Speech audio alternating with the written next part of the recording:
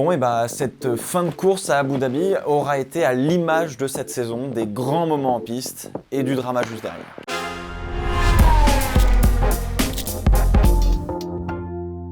Salut tout le monde, bienvenue dans le Fast 5, 5 réactions sur le Grand Prix d'Abu Dhabi 2021. C'est parti.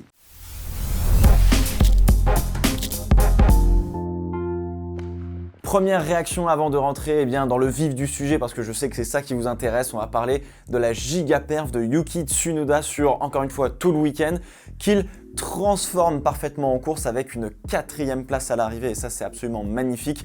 Une belle Q3 de la part de Tsunoda, une plutôt belle course en partant avec les médiums. Une fois que la VSC du Tour 36 s'effaçait, les deux AlphaTauri se sont échappés du reste du peloton. Au dernier restart, Tsunoda est venu s'offrir un Bottas avec un plongeon des enfers, ce qui a ouvert la porte à Gasly pour la ligne droite d'après. Les deux AlphaTauri sont passés sur la Mercedes, les softs en fin de course contre les hard usés. Bon bah faute, mais il n'y avait clairement pas photo, on va dire. Enfin, on a un Tsunoda, et puis on le répète depuis déjà quelques Fast 5, on va le dire, enfin on a un Tsunoda qui a de la chance en course et qui arrive à transformer justement son résultat.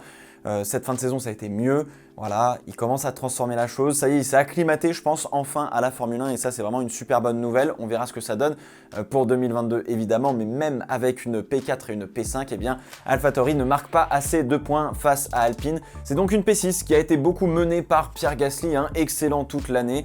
Très bon résultat de l'équipe. Et aujourd'hui encore, on se demande si AlphaTauri a réussi à tout faire fonctionner parfaitement avec une voiture un petit peu en dessous, ou si cette voiture n'était finalement pas si mauvaise que ça. Chez Alpine, c'est, j'allais dire, un petit peu le même genre de sentiment entre guillemets, sauf que la voiture a été assez irrégulière mine de rien. On a eu des moments où ça marchait absolument de fou et d'autres où c'était absolument nulle part. Et au final, le jeu d'équipe entre Alonso et Ocon a ramené beaucoup de points, là où Tsunoda était loin pendant au moins les 2/3 on va dire de la saison. Et donc pour aider Gasly, ça a été beaucoup plus dur. Donc du coup, avantage Alpine pour pas grand chose, mais avantage quand même.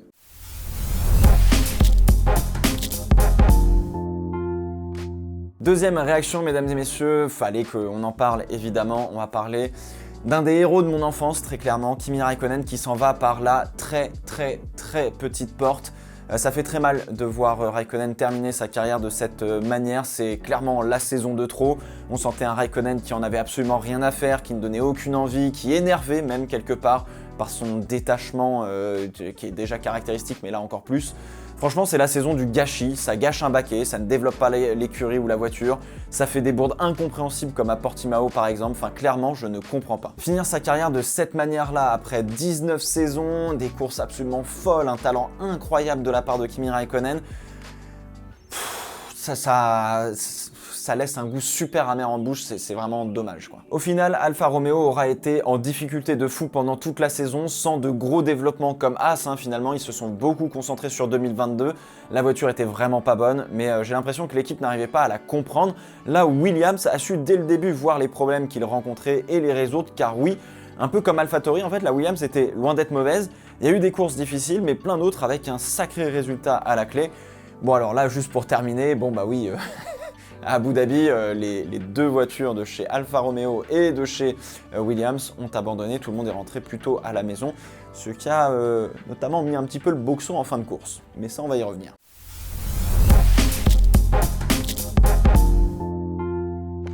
Troisième réaction, mesdames et messieurs, on va parler de Carlos Sainz qui, dans un ultime effort, arrive à aller arracher la 5e place du championnat et à être le meilleur des autres hors des deux top teams, on va dire. J'avoue que je l'attendais vraiment pas aussi fort pour sa première année chez Ferrari, Carlos Sainz. Il a vraiment fait une très belle saison. Du coup, P3 en course, là aussi, très belle course, rondement menée, départ en soft, il saute rapidement Norris et à partir de là, l'objectif c'était d'amener assez loin ses pneus pour faire un seul arrêt, les hard et ça fonctionne, il joue de l'abandon de Perez devant lui, Bottas revenait tranquillement mais comme Norris se battait pour la P4 avec le Finlandais, ça a fait les affaires de Sainz pendant la course, donc vraiment il était nickel. Abu Dhabi est un petit peu finalement aussi à l'image de la saison de Carlos Sainz. Il a été rapide et surtout il a été réfléchi et super stratégique. En témoigne encore une fois sa course, mais dans toutes ses courses, je crois qu'il a vraiment eu toujours cet aspect très stratégique, beaucoup de prise de recul, de comprendre ce qui se passe autour de lui, etc. Donc vraiment bravo. À part quelques coups, on va dire, du sort, J'ai pas le souvenir d'une énorme erreur de Sainz sur cette saison, à part peut-être le Portugal qui a été vraiment difficile. 4 podiums pour une première année chez Ferrari où tout le monde, moi compris d'ailleurs, pensait qu'il allait souffrir face à Charles Leclerc et à la possible politique, on va dire, de Ferrari. Et bah pas du tout. Les deux ont vachement bien bossé ensemble d'ailleurs. C'est probablement avec Alpine le line-up le plus complémentaire et team player de la grille pour offrir des gros résultats d'équipe. Et ce qui est assez marrant, c'est que Leclerc a été un petit ton en dessous, j'ai l'impression, cette saison. L'erreur de Monaco se paye cher. On l'a senti peut-être un petit peu plus en difficulté, un peu moins sûr de lui, on va dire, sur certains calls. Mais derrière, en fait, Leclerc, on le sait, va ressortir une expérience incroyable de cette saison 2021 et je me fais aucun doute sur 2022 et sa forme. Ferrari meilleur que McLaren en 2021. Là aussi, c'est moins surprenant. Là où un Sainz s'est parfaitement fait à sa nouvelle équipe, Daniel Ricciardo a bu la tasse pendant toute la saison, sauf à Monza.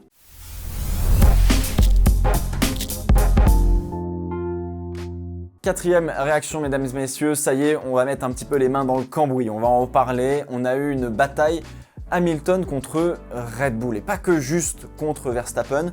Ce dimanche, on a bien failli voir Hamilton réussir à aller chercher sa victoire et son 8e titre mondial. Perez a tout de suite été dans le coup pour mettre la pression stratégique à Hamilton et Mercedes. Les deux Red Bull perdaient du rythme face à Hamilton pendant toute la course. Donc finalement, on avait une bataille qui s'équilibrait d'une certaine manière. D'un côté stratégique plus pour Red Bull, d'un côté rythme de course plus élevé pour Mercedes.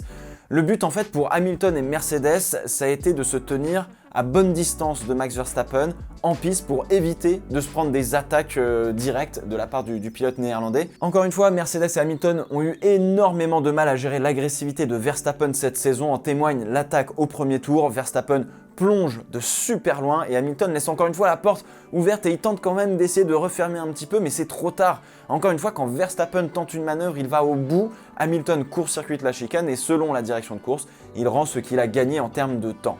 Alors, je suis pas contre, je dirais même bien au contraire, je suis plutôt pour ce genre de choses. Je pense sincèrement que c'était vraiment la bonne décision à prendre justement, mais au final c'est cette décision qu'on aurait dû prendre aussi à Jeddah, quoi. En fait c'est ça le problème. Mais fort est de constater que, encore une fois, la FIA, les instances ont du mal à être constants dans leurs décisions et ça commence vraiment à pourrir le sport, surtout sur des moments avec autant de tension. Et autant d'enjeux, on va dire, là ça commence à être vraiment un petit peu trop. En revanche, j'ai l'impression que Hamilton a perdu sa vista sur les manœuvres en fin de saison. Au lieu d'être plus malin que Verstappen, il se retrouve souvent à son contact alors qu'il sait pertinemment que l'autre va lui mettre un freinage de l'espace. Au lieu de revenir complètement sur la droite, sur la trajectoire et croiser Verstappen pour le redépasser dans la ligne droite suivante, Hamilton s'entête un petit peu.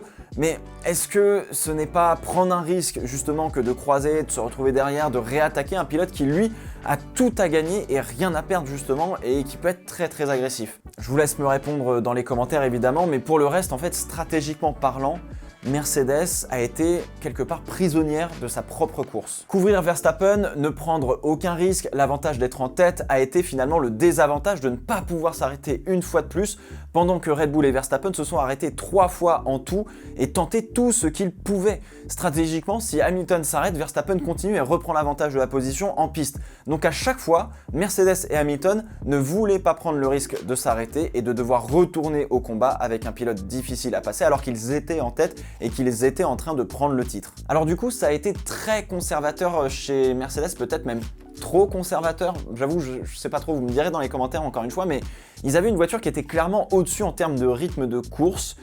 Mais je pense qu'à un moment donné, en fait, ils ont commencé à douter de leur capacité à pouvoir attaquer Verstappen et Red Bull. Et de se dire que si on se retrouve derrière, on va avoir du mal, on va aller au contact, ça peut potentiellement mal se venir et qu'ils ont peut-être mis le risque sur un piédestal où ils ont peut-être pensé que le risque était trop grand par rapport à ce qu'il était réellement. Et peut-être que c'est ça. Alors, s'arrêter aussitôt avec les médiums, c'est une erreur dans n'importe quelle autre course, sauf que l'enjeu n'est pas le même. Peut-être que c'est ça qui a été le problème. Je crois que pour la première fois depuis longtemps, on a vu Mercedes et Hamilton sur la défensive dans leur attitude et dans leur choix. Alors il faut aussi souligner la très très belle performance de Sergio Pérez qui offre un souffle pour Verstappen, mais bon, pas suffisant. La bataille a été très très belle, a été très bien jouée de la part de Pérez. Absolument pas de comportement dangereux ou quoi que ce soit, ça a été minutieusement fait de la part de Checo.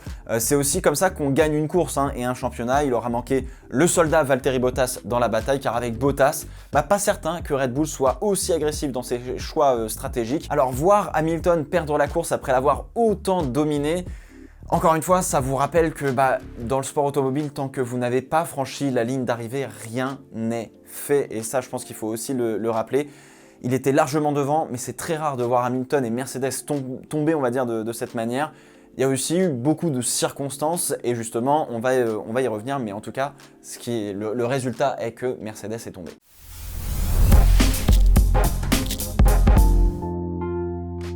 Cinquième et dernière réaction de ce Fast 5, mesdames et messieurs, on va parler de l'ultime relance de cette safety car, de ces retardataires qui ont eu le droit de dépasser la voiture de sécurité justement juste avant l'ultime relance de ce championnat 2021 de Formule 1. Un arrêt sous safety car, déjà premièrement, c'est environ 14 secondes de perdu. Verstappen avait seulement 11 secondes de retard sur Hamilton, donc si Hamilton s'arrête, il perd la première place car Verstappen reste dehors pour gagner la position. Et dans tout cela, en fait, vu le nombre de tours qui restaient, on n'avait aucune idée de savoir si la course allait reprendre ou non. Donc c'était absolument pas le moment pour Lewis Hamilton de s'arrêter. Ce qui par conséquent permet à Verstappen de s'arrêter puisque derrière lui, il n'y avait absolument personne et c'est là où un Bottas aurait été grandement utile car s'il avait été assez proche, il aurait pu empêcher stratégiquement Verstappen de s'arrêter. 5 voitures retardataires séparent Lewis Hamilton de Max Verstappen sur la piste. La règle, qui existe peut-être depuis un petit peu plus de 10 ans, je crois, dit que les voitures qui sont à un tour du leader ont le droit de dépasser la safety car, de faire tout un tour et de revenir en queue de peloton, on va dire, pour reprendre la course. En soi, cette règle elle a été instaurée parce que c'est pour éviter que ce soit un gros bordel au moment de la relance. Parce que vous avez des leaders et vous avez des retardataires et donc les retardataires vont se battre entre eux, mais il faut aussi laisser passer les leaders, les drapeaux bleus, les agiter, etc. Et dans une reprise comme ça de course, ça peut être potentiellement accidentogène dans le sens où il peut y avoir des incompréhensions entre pilotes et ce genre de choses et on peut aller au carnage. En fait, j'ai été très surpris, comme beaucoup je pense, qu'on dise non, les voitures n'auront pas le droit de dépasser la safety car parce que clairement c'est pas ça la règle et j'ai été aussi surpris qu'ils ne le fassent pas plus tôt et surtout pour toutes les voitures qui sont à un tour. Je vais vous dire, en fait je pensais même qu'on allait avoir droit à un drapeau rouge pour avoir 3-4 tours à pleine balle avec soit un départ arrêté, soit un départ lancé. Mercedes a porté réclamation pour jouer sur le règlement, une zone sujette à interprétation. En gros, Mercedes joue sur le fait que toutes les voitures à un tour n'ont pas dépassé la safety car et que la safety car devait attendre un tour de plus pour rentrer au stand, comme cela est indiqué à l'article 48.12 du règlement sportif. Red Bull joue aussi sur les mots en disant que any ne veut pas dire all et que de toute façon l'article 15.3 donne le pouvoir au directeur de course pour dicter ce que la safety car doit faire ou non. On ajoute aussi à tout cela que Michael Masi, le directeur de course, a voulu tout mettre en œuvre pour que la course ne se termine pas sous safety car et que c'était accepté par toutes les écuries avant l'événement. Et je reconnais que peu importe l'ordre au final, que Verstappen soit devant ou que Hamilton soit devant, j'avoue que moi j'aurais pas apprécié qu'on finisse sous safety car une telle saison 2021 de Formule 1. Alors si la piste est dégagée, ça me paraît normal de relancer la course même si c'est pour un tour. En fait le seul truc moi qui me dérange vraiment c'est que ils aient pas laissé passer toutes les voitures qui étaient à un tour. Parce que du coup en fait ça fait pas sens, tu te dis non mais laisse passer toutes les voitures ou ce genre de choses. Sachant que en plus le fait de laisser passer les voitures retardataires, ils auraient pu le faire au début de la safety car, comme ils le font quasiment d'habitude.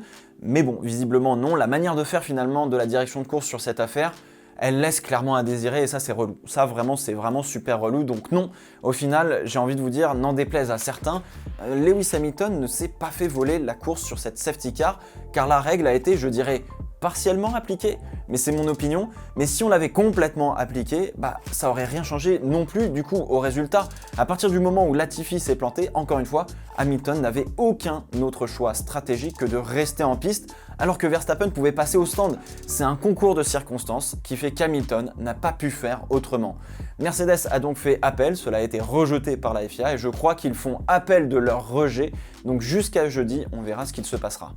Alors très clairement, j'en ai ma claque. Vraiment, j'en ai ma claque des deux directeurs d'écurie, que ce soit Christian Horner ou Toto Wolff, qui appellent sans cesse à la radio la FIA, Michael ceci, Michael cela, machin. C'est épuisant. Ils m'ont gâché la moitié, je pense, de la saison sur les appels ceci, les appels cela, surtout la fin de saison au final. Mais vraiment, ça gâche la joie que tu as de voir des voitures en bataille sur la piste. Et ça gueule tout le temps à la radio, c'est insupportable. Wolf qui demande de ne pas avoir de safety car, qui dit que c'est pas juste, pareil chez Red Bull. C'est absolument insupportable. Les deux sont insupportables depuis le début de la saison. Je trouve ça complètement nul d'entendre des équipes se plaindre sans arrêt à la direction de course, venez toquer à la porte à chaque fois qu'il se passe quelque chose. Comment voulez-vous que derrière l'arbitre, Michael Masi, fasse son boulot correctement? Ces radios déportent toute l'attention qu'on a sur l'arbitre alors que notre attention devrait être sur la piste. Non seulement on devrait ne pas avoir ces radios qui créent des dramas inutiles dans absolument tous les sens, mais surtout, il faudrait que les équipes n'aient pas la possibilité de venir emmerder directement le directeur de course pendant la course. Bon voilà, c'était le petit coup de gueule quand même de la fin de saison là, ça avait besoin de sortir, ça faisait un petit moment que ça devait sortir je crois. Mais voilà, pour terminer, je vous l'ai dit la semaine dernière, peu importe qui allait remporter le titre, j'allais avoir de la joie pour l'un et de la tristesse pour l'autre. Ça n'a pas loupé, les larmes elles ont coulé sur mon visage, ça c'est pas un souci. On a eu des batailles hyper agressives, on a eu un duel au sommet, un duel historique. Tout s'est joué sur cette dernière course, dans le dernier tour. C'est hollywoodien, littéralement, cette fin de saison. J'ai envie de vous dire, on dit que la chance sourit aux audacieux. Et là, pour le coup, j'ai l'impression que Mercedes et Lewis Hamilton ont manqué un petit peu d'audace sur cette course. Mais surtout, ils ont manqué de chance. Et je crois que ça fait longtemps que la chance n'a pas souri à Hamilton et Mercedes. Donc voilà, voir Hamilton abattu, ça fend le cœur et ça emplit autant de joie finalement de voir Verstappen avoir son premier titre mondial. C'est un sentiment super partagé parce que, comme beaucoup, je pense qu'il y en a qui supportent Verstappen, d'autres qui supportent Hamilton. Il y en a qui sont heureux, d'autres qui sont déçus, mais je crois qu'il y en a beaucoup qui sont à la fois heureux et à la fois déçus pour l'un et pour l'autre. Donc voilà, non mais c'était vraiment une superbe saison 2021 et un Grand Prix un peu rocambolesque quand même, ce Grand Prix d'Abu Dhabi 2021.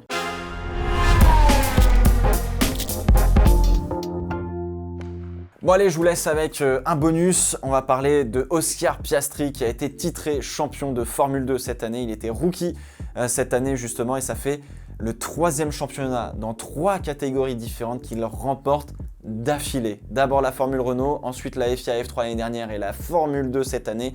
Je crois qu'on ne se rend pas compte du talent de ce gars-là et malheureusement, bon, j'en ai déjà parlé dans une vidéo un peu plus tôt dans l'année, malheureusement il ne sera que pilote de réserve chez Alpine l'année prochaine et il ne pourra pas disputer la Formule 2 comme le prévoit le règlement. Le champion n'a pas le droit de disputer la Formule 2, donc on verra bien ce qu'il fera comme programme, mais en tout cas j'ai hâte qu'il arrive en Formule 1 parce que il va détonner à mon avis, ça va être incroyable. Voilà, c'est la fin de ce Fast 5, j'espère qu'il vous a plu, n'hésitez pas à me donner vos réactions dans les commentaires, on se retrouve allez, peut-être d'ici une petite semaine pour débriefer ensemble de la saison 2021 et puis on se retrouve l'année prochaine en 2022 pour des Fast 5 encore plus animés, je l'espère, avec une saison avec moins de controverses, plus de batailles en piste. Ciao ciao.